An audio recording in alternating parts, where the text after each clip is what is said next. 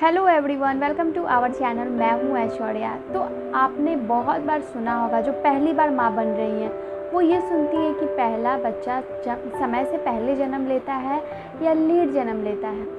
बहुत लोगों का कहना ये होता है कि पहला बच्चा जो होता है वो समय से पहले जन्म ले लेता है। तो वहीं कुछ लोग ये बोलते हैं कि पहले बच्चे को जन्म लेने में टाइम लगता है। तो हो सकता है जब तुम्हारी डिलीवरी में लेट हो रहा है, जो 39 वीक हो गया, 40 वीक हो गया, तो शायद हो सकता है कि लेट प्रोसेस हो रहा हो डिलीवरी, यानी बच्चा अभी तक परिपक्व नहीं हुआ हो, अभी डिलीवरी के लिए तैयार नहीं हुआ हो। ये बहुत सारे लोग जो है ये बोलते हैं। बच्चे 8वें महीने में होते हैं वो सर्वाइव नहीं कर पाते हैं। आपने ये सुना होगा कि 7वें महीने के बच्चे सर्वाइव कर जाते हैं, 8वें महीने के बच्चे नहीं कर पाते हैं। यहाँ मैं आप लोगों को बोल दूँ कि डिलीवरी जो है 7 मंथ, 8 मंथ या 9 मंथ में हो, अगर आपकी डिलीवरी सही से हो गई है, बच्चे का हेल्थ ऐसा है कि संभाल हो जाए, तो बच्चे को बिल्कुल अच्छे से सर्वाइव किया जा सकता है डॉक्टर के ऑब्जर्वेशन में रख के।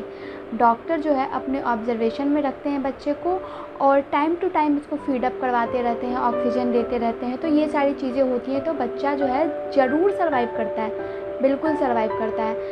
अब मैं आपको बताती हूँ कि 8वें महीने में क्या क्या सिम्टम्स अगर आपको देखने को मिल रहे हैं तो आपको इमीडिएट डॉक्टर के पास जाना चाहिए। अगर ऐसा आपको लग रहा है कि 8वें महीने में भी आपका जो है ब्लीडिंग शुरू हो गई है, स्पॉटिंग, ब्लीडिंग, अगर ये सारे प्रॉब्लम्स अगर आपको शुरू हो गए हैं, तुरंत आपको डॉक्टर के पास जाने की ज़रूरत है। अचानक से बहुत ज़्यादा पेन शुरू हो गया है पेट में, आपको डॉक्टर के पास जाने की ज़रूरत है, क्योंकि हो सकता है कि उस वक्त आपको लेबर पेन शुरू हो गया हो।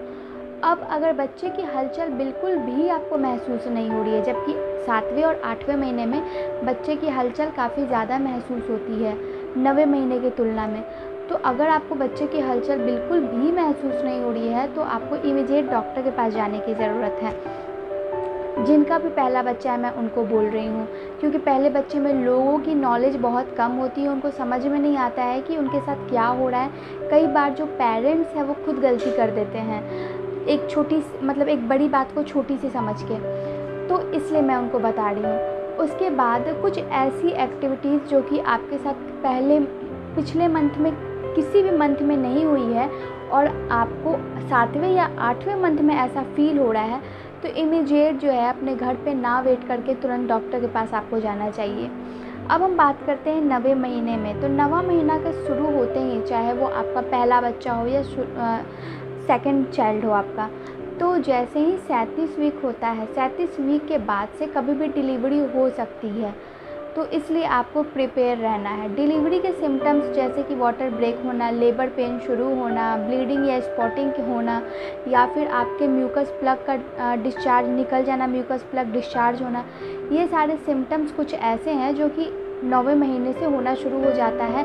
पेट के निचले सतह में दर्द, कमर में दर्द, ये सारे आपको सिम्टम्स जो है पहचानने चाहिए। जब पहला है तो लेट या फिर पहले, हम यहाँ ये डिसाइड नहीं करेंगे। यहाँ पे बच्चा कभी भी हो सकता है जब वो तैयार हो जाए डिलीवरी के लिए, खुद को जब वो तैयार कर दे, यानी उसकी पूरी डेवलपमेंट हो चुकी है, आपकी भी पूरी जो प्रेगनेंसी है वो समाप्त होने के कगार पे है। जैसे कि समाप्त होने के कगार पे मैं इसलिए बोल रही हूँ, बेबी का हेड डाउन हो चुका है, बच्चेदानी का मुंह खुलना शुरू हो गया है, लेबर पेन शुरू हो गया है। तो जैसे ही जो डिलीवरी है, डिलीवरी के लिए बच्चा तैयार होता है, तो डिलीवरी कभी भी हो सकती है, चाहे वो पहला बच्चा हो या दूसरा बच्चा हो।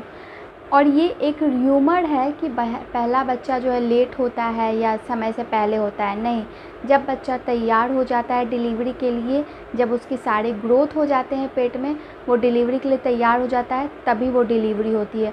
तो यहाँ मैं बोल दूँ कि डिलीवरी 37 वीक के बाद से या 36 वीक के बाद से आपको कभी भी हो सकती है, कभी भी। आई होप कि ये वीडियो आपको पसंद आया हो। वीडियो पसंद आया हो तो वीडियो को लाइक, चैनल को सब्सक्राइब और कमेंट करते जाएं। धन्यवाद।